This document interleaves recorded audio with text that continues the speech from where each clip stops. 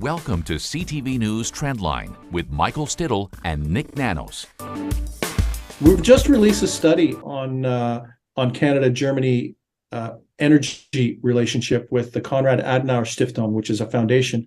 And this study was with Atlantic Brücke, Nanos, and Konrad Adenauer Foundation. And what's interesting is that there's an appetite in both Germany and Canada for greater cooperation. And check out the numbers. We did a survey. It was last year, but it's still relevant. We did a survey of who Canadians see as their most positive partner and who Germans see as their most positive partner. And, for Canadians, not a big surprise.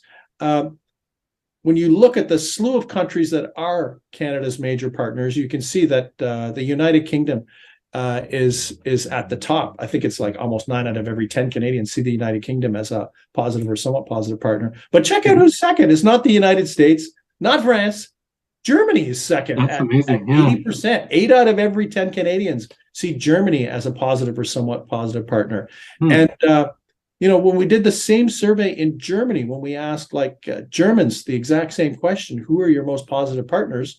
Not a big surprise. France was at the top, right? Among Germans at about 8 out of every 10. So not a big surprise because they're, those are the two big anchors right now in the European Union, now that we exclude the UK.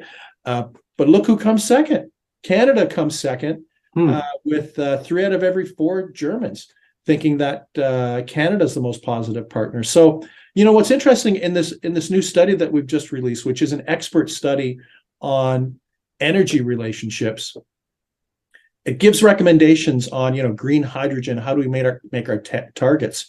What's clear is that in the recommendation that the experts have made to government, we need to do a number of things. First, we're not doing a very good job at building the transportation infrastructure and port infrastructure that we're going to need for our green economy and for our future export economy. So we need to urgently invest in that. Second of all, we got to speed up the permit and regulation process for energy projects. But we're not going to meet any of these targets, unless the speed of permitting and approval of energy projects, green energy projects, is at the same pace of the ambition. And I think that's the problem. And the other big recommendation is that we need to create an environment for organized German companies and Canadian companies together to invest in these new projects. So there's a lot of opportunity based on this study for the Konrad Adenauer Foundation.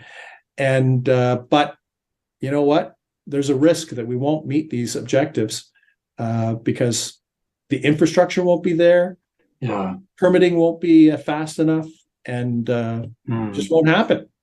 I mean, in Germany, I assume the clock is ticking. They're trying to move away more from Russian gas. They're looking for other opportunities, but if we don't have the infrastructure to actually get clean hydrogen over there and other energy sources, it seems like an uphill struggle. The other thing that's very clear from the German political